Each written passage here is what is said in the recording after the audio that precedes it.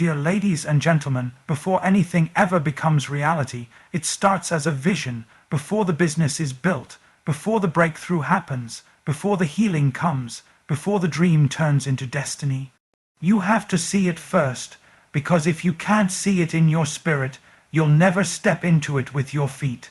God often plants the picture of your purpose long before He gives you the platform for it. The vision always comes first, and the crazy thing is, He gives you the vision while your life looks nothing like it. You're broke, but you see abundance. You're broken, but you see wholeness. You're stuck, but you see movement. That's not fantasy, that's faith. Faith is not seeing things as they are. It's seeing things as God says they can be.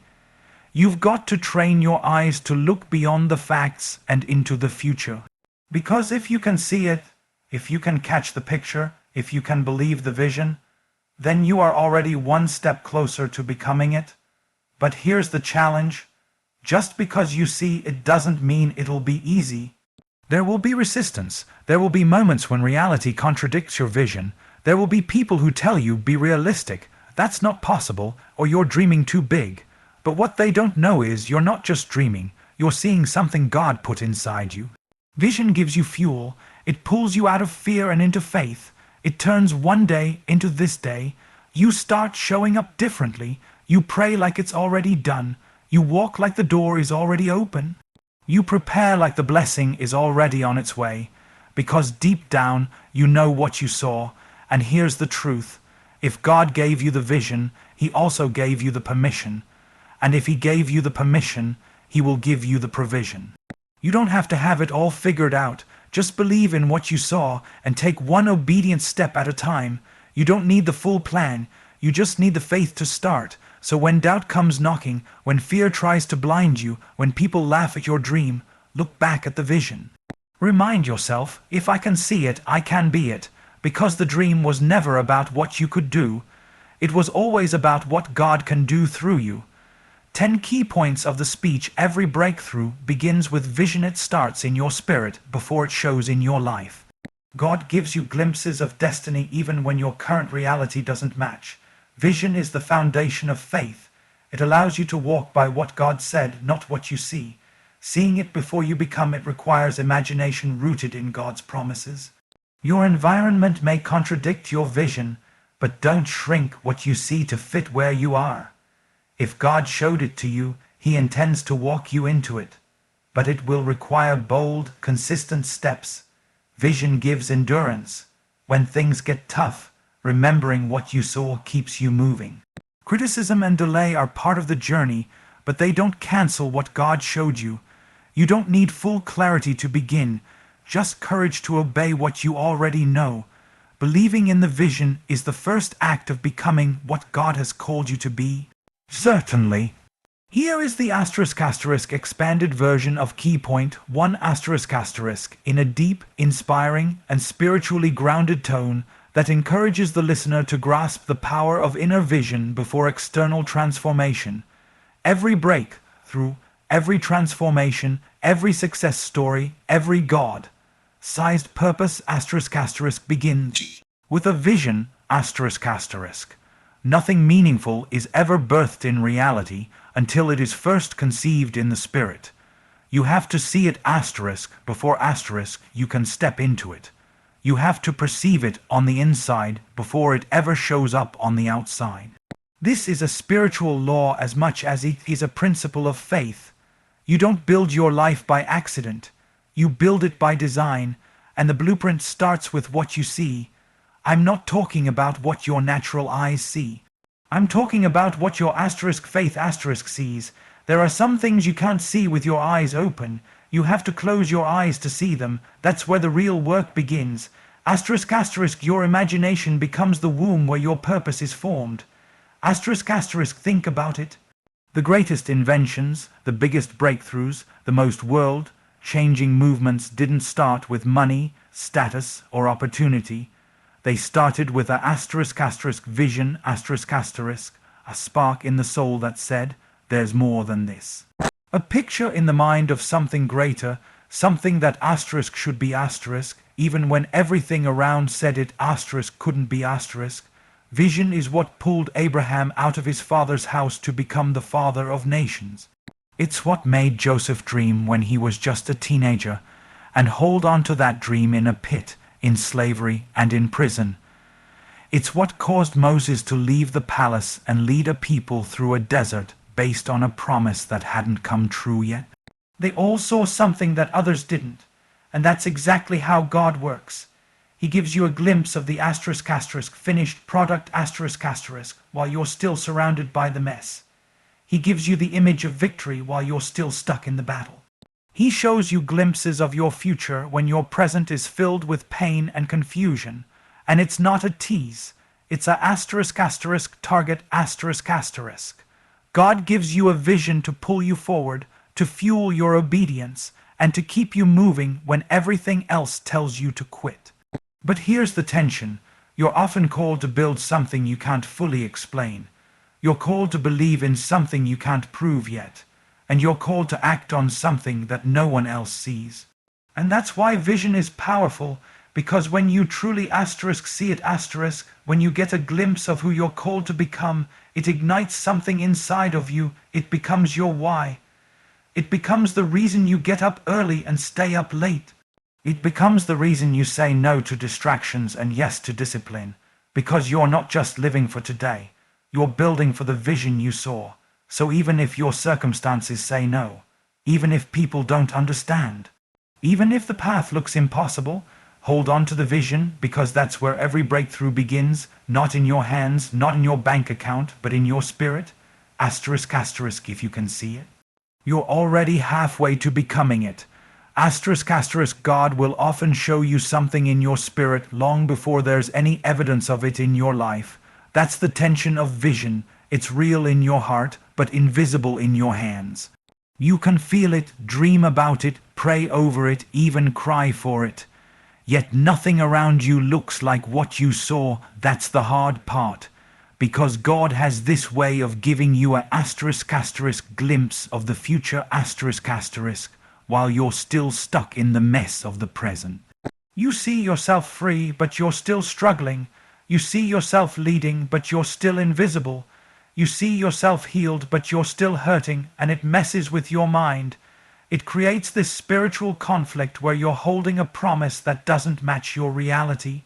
But let me tell you, just because your current reality doesn't reflect what God showed you doesn't mean the vision is false. It means the vision is ahead of you. It's a preview not a lie. It's a glimpse, not the guarantee that it will happen immediately. God shows you the end result to anchor you through the in-between . Think about Joseph again. God gave him dreams of leadership, of favor, of being elevated. But what happened after that? Rejection. A pit, betrayal, slavery, prison. Nothing around him looked like the vision, but it was still real. And here's the key. Joseph didn't let what he saw around him cancel what he saw within him. He held on. He served in the dark. He walked with integrity when no one was watching. Why? Because he believed what he saw, even when life didn't match it yet. That's what faith does. It holds on to what God said, even when your surroundings scream the opposite. So many people give up not because the vision was wrong, but because the timing didn't align with their expectations. They walk away too early, they doubt too quickly, they shrink their dream to fit their current situation. But your current situation is not your final destination, it's just the construction zone. If your life doesn't look like the vision yet, it means God is still working. He's developing you, strengthening you, stretching you, because if He revealed it too soon, it might crush you. You're not being delayed. You're being prepared, and that preparation happens when nothing feels like progress. You're not crazy for seeing more than what you have. You're not foolish for believing in something bigger. God always gives the vision first so you can live by faith before you ever live by sight . So don't let the contradiction confuse you. Let it confirm that you're in the middle of a process. You saw it before it happened because God wanted you to walk into it not wonder if it was possible. Your surroundings may not match the vision yet, but trust the one who gave it to you. If He showed it to you, He's faithful to bring you through what doesn't look like it yet. The delay doesn't deny the destiny. Keep walking, keep building, keep believing, because the gap between what you see and where you stand is where faith comes alive. Absolutely. Here is a deep and powerfully expanded version of key point 3 written in a spiritually intense and emotionally rich tone, inspired by the style of Steven Furtick, focusing on how vision requires faith beyond what your natural eyes can see. Faith is not seeing things the way they are. Faith is seeing things the way God says they can be. It's having a vision for your life that stretches beyond the surface, beyond the statistics, beyond your background, beyond what anyone else believes is possible.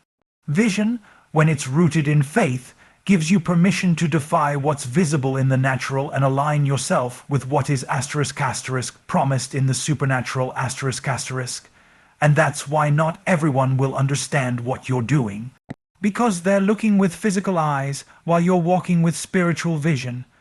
They're measuring your life by current results, but you're building your life based on future revelation. That's the difference. Faith is not denial. It's divine defiance .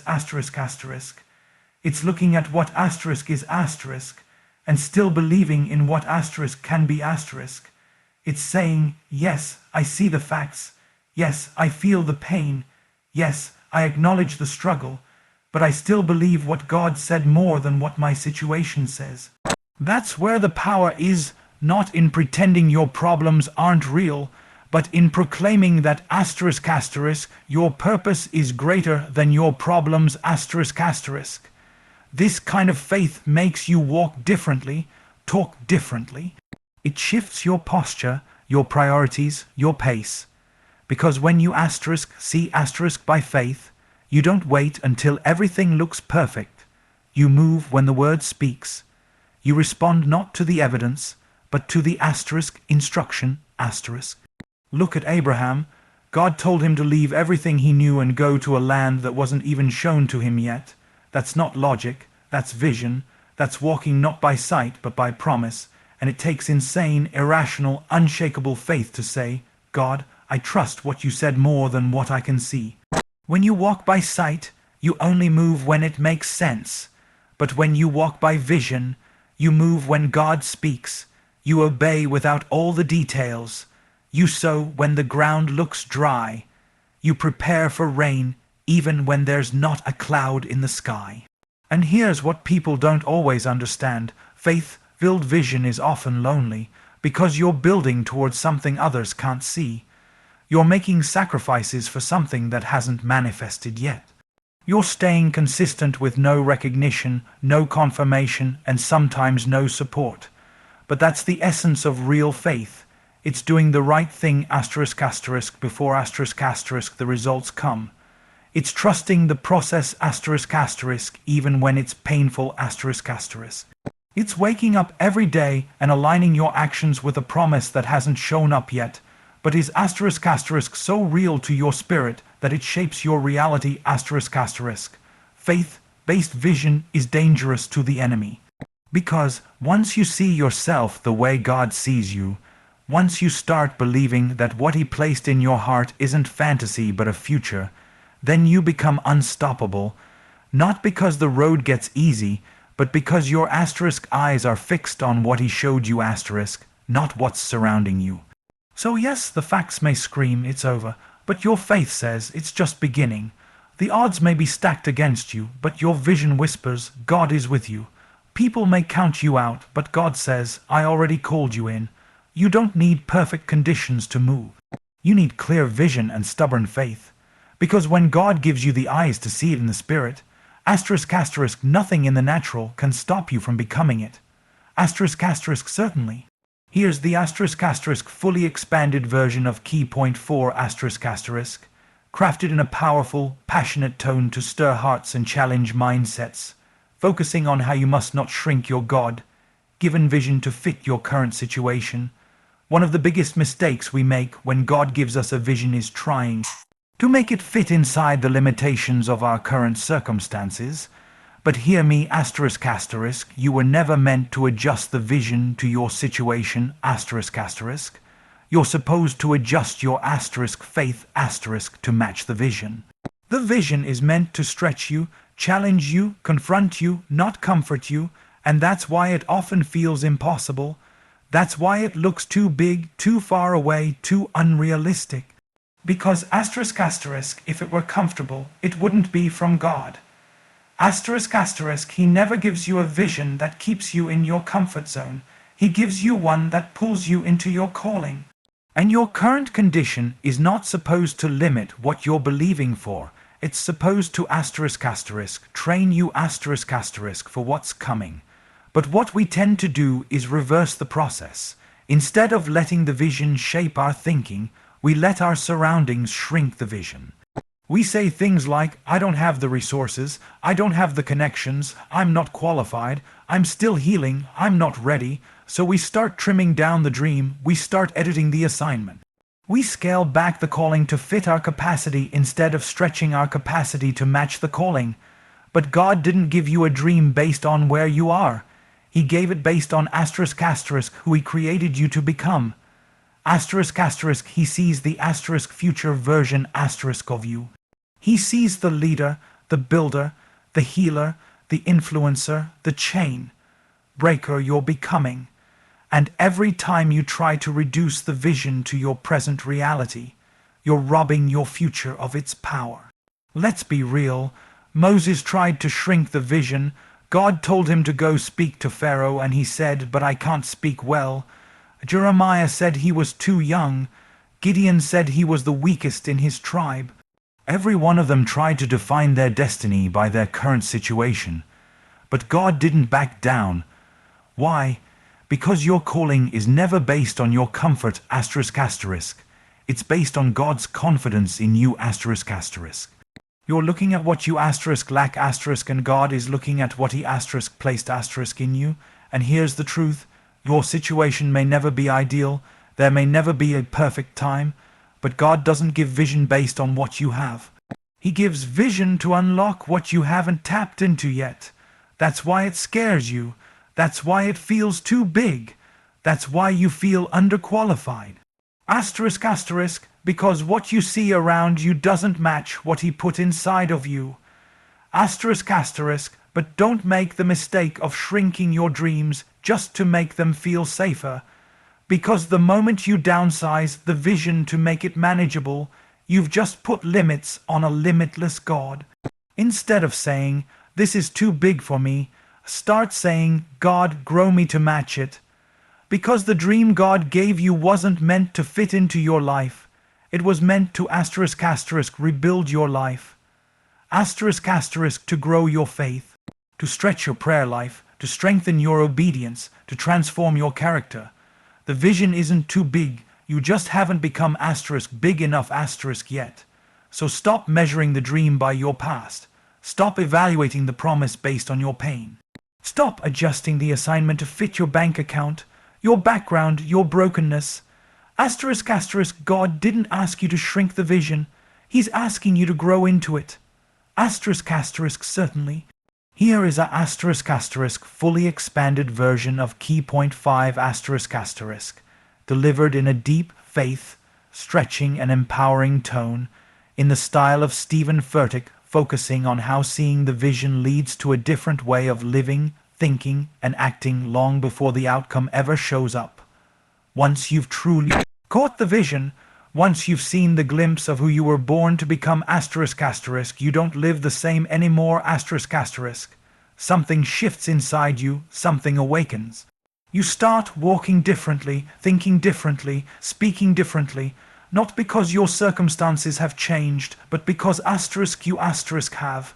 The vision has redefined how you see yourself, how you spend your time, and how you respond to challenges. That's what real vision does. It changes your posture asterisk before asterisk it changes your position. You don't wait to see the evidence. You start living like it's already done. Not because you're faking it, but because you're asterisk asterisk faithing it asterisk asterisk. Because deep down you know, if God let me see it, He intends to bring me into it. So you stop showing up like a victim and start showing up like someone preparing for victory. You stop reacting to life and start building a future. You stop walking by fear and start walking by divine expectation. This is the moment where faith becomes *** discipline ***. You begin to make choices not based on where you are, but based on where you're going. Your decisions become prophetic. You start waking up early not because you have to, but because you're building something greater. You cut off distractions not because you're religious, but because they're robbing you of the focus your future requires. You start surrounding yourself with people who fuel your fire instead of draining your vision. People around you might not understand. They'll say, "Why are you working so hard when you haven't seen results? Why are you praying like something big is about to happen? Why are you being so selective with your energy and time?" They won't get it, and they're not supposed to, because they didn't see what you saw Once you've seen yourself healed, you can't settle for brokenness anymore. Once you've seen yourself leading, you can't keep following fear anymore. Once you've seen yourself free, you can't tolerate the chains of the past anymore. The vision sets a *** standard ***, and you start living in alignment with that standard even if no one else is holding you to it. That's why people with vision can't be lazy, they can't be reckless, they can't stay bitter, because when you've truly seen what God has for you, ***, you start preparing for the promise before it ever shows up. ***, you start building in private what people will one day celebrate in public. And you don't need applause to keep going, because the picture God planted inside you is louder than anyone else's silence. Even when doors are closed, you're still building. Even when the numbers don't add up, you're still showing up. Even when your emotions say give up, your spirit says keep going. Why? Because vision gives you stamina, it gives you strength, it gives you *clarity in a chaotic world. It tells you who you are and, more importantly, who you're not. It makes you act like the person you're becoming before that person arrives. So if you've seen it, start living like it's already yours. Prepare your habits, guard your thoughts, steward your time, because what you do before the vision manifests determines whether you're ready when it does. Seeing it isn't enough. You've got to walk like you believe it's on the way. Absolutely. Here's a ** fully expanded version of key point 6 ***, delivered in a raw, introspective, and spiritually weighty tone in the style of Steven Furtick, focusing on how the silence of the vision tests and exposes your motives, and how God uses the unseen place to refine what truly drives you. There's something about silence that reveals what applause could never expose. When the spotlight is off, when the stage is empty, when no one is calling, no one is clapping, no one is noticing, that's when your ** true motives ** rise to the surface. And this is what most people don't talk about. ** God will often put you in a hidden place on purpose ** not to punish you, but to ** purify you ** because the dark doesn't just develop your gifts, it develops your ** heart ** And in the absence of recognition, your motivations get tested. Why are you doing what you're doing? Would you still serve if nobody thanked you? Would you still pray if no breakthrough happened today? Would you still create, build, write, or lead if there was no audience? Because if the applause is what fuels you then the silence will kill you. But if the assignment is what drives you then the silence will shape you. So many people want to be seen before they're solid. They want the stage before they've settled their soul. They want promotion without purification. But God doesn't promote popularity. He promotes purity This is why God hides you.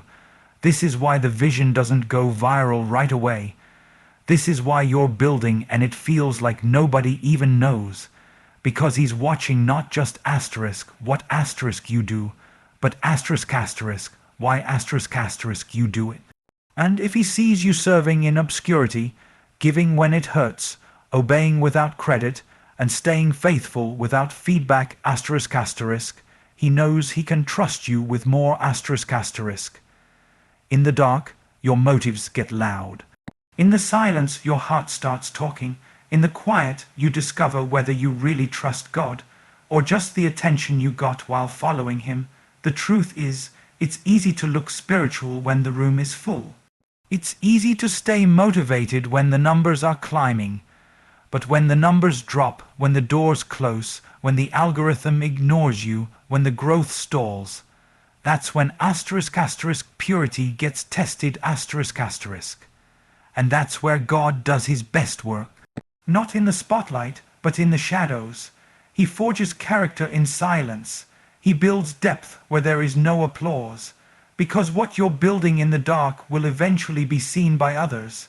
And when that day comes, you better make sure it was built on asterisk asterisk, the right foundation asterisk asterisk. If you're building it for attention, the moment people stop clapping, you'll collapse. If you're building it to prove someone wrong, you'll never know what it feels like to be truly free. If you're building it out of insecurity, success will only expose your brokenness further.